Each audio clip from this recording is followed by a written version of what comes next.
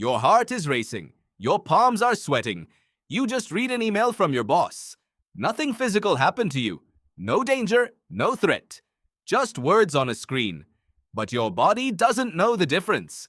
Right now, deep in your skull, a tiny almond-shaped structure is sounding an alarm built for a world that no longer exists, and it thinks you are about to die.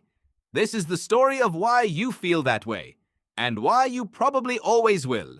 200,000 years ago, your ancestors lived on the open grasslands of Africa. Life there was short. Life there was brutal. A rustle in the grass could mean the wind, or it could mean a lion. There was no time to think it through. There was no time to weigh probabilities. The humans who hesitated did not become your ancestors. Only the ones who reacted instantly survived long enough to pass on their genes. So evolution built you a shortcut, a structure called the amygdala, sitting deep in your brain, whose only job is to detect threat and respond before your conscious mind even catches up. The neuroscientist Joseph Ledoux spent decades mapping this exact pathway. He discovered that a sound or a sight can trigger a fear response in your brain before the information ever reaches the part of you that thinks in words. Your body moves first. Your mind explains it after. That is not a flaw. That is the whole point. In 1915, the physiologist Walter Cannon gave this response a name you have probably heard: fight or flight. He watched animals under threat and noticed the same pattern again and again. Heart rate spikes. Breathing quickens. Blood rushes away from digestion and toward the muscles in your arms and legs. Your body, in other words, prepares itself to run or to fight for its life. All of this happens in under a second. All of this happens without your permission. Here is the strange part. Your brain still runs this exact program today, except the lion in the grass has been replaced by a notification on your phone. Think about the last time you felt your stomach drop. Was it a real physical threat? Or was it a text message left unread?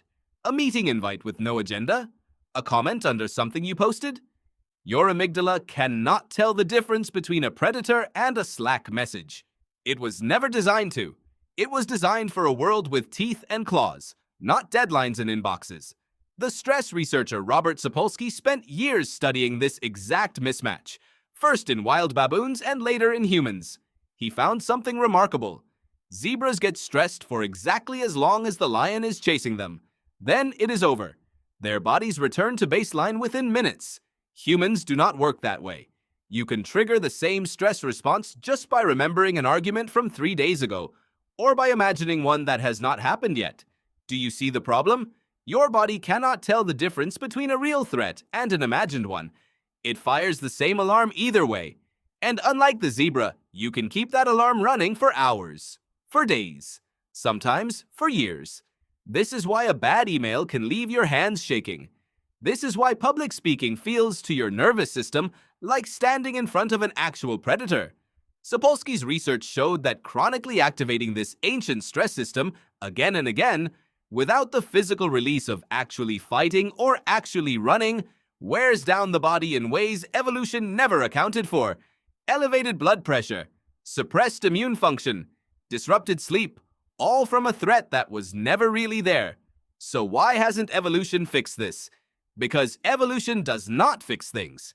It only keeps what worked well enough to survive and reproduce. And for nearly all of human history, a hair trigger fear response worked extremely well. The cost of a false alarm was low. You tense up over a shadow, you look silly for a second, then you move on. But the cost of missing a real threat was permanent. You do not get a second chance with a lion. That trade-off shaped every human brain alive today, yours included. There is a deeper layer to this. Your brain doesn't just react to real danger in front of you, it reacts to social danger too. Being excluded from the group thousands of years ago was not a minor inconvenience. It was often a death sentence.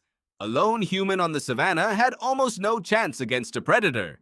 Safety meant staying inside the tribe. So somewhere along the way, your brain started treating social rejection with nearly the same alarm system it used for physical danger. This explains something almost everyone has felt.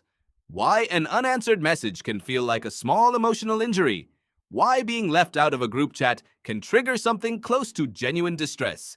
Your ancient brain is not overreacting by its own logic. It is running the oldest program it has. Exclusion once meant death. Your amygdala never got the memo that things have changed. Researchers studying social pain have found that the same brain regions activated during physical pain also light up during social rejection. Your brain, in a very real sense, treats heartbreak and a physical wound with overlapping circuitry.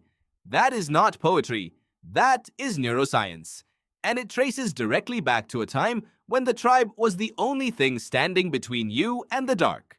So what do you do with a brain like this? One built for lions, now living among emails? You cannot delete the amygdala. You cannot argue your way out of a stress response with logic alone, because the alarm fires before logic even arrives. But understanding where the reaction comes from changes something important. The racing heart before a presentation is not a personal failure. It is not proof that something is wrong with you. It is a 200,000-year-old survival mechanism doing exactly what it was built to do, just aimed at the wrong target. Some researchers suggest the most effective response is the oldest one: movement, a short walk. Even a few minutes of physical activity can help metabolize the same stress hormones that were meant to be burned off running from a predator. Your body prepared itself to move. Sometimes the simplest way to complete the loop is to actually move. There is something oddly comforting in all of this. The fear you feel is not random. It is not a malfunction. It is a message from an ancestor you never met, someone who survived long enough because they listened to that same alarm. Every uncomfortable spike of anxiety you have ever felt is, in a strange way, proof that your lineage worked. Proof that somewhere back along an unbroken chain of survival, the fear did its job. Your ancestors are not gone. They live inside your nervous system every single day.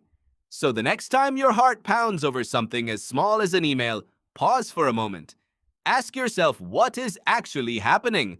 Is this a lion? Or is this just the ghost of one dressed up in a modern disguise?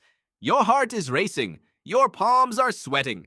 And somewhere, deep in your skull, your brain still believes you are standing on the open grassland, 200,000 years ago, staring into the grass, waiting to see what moves.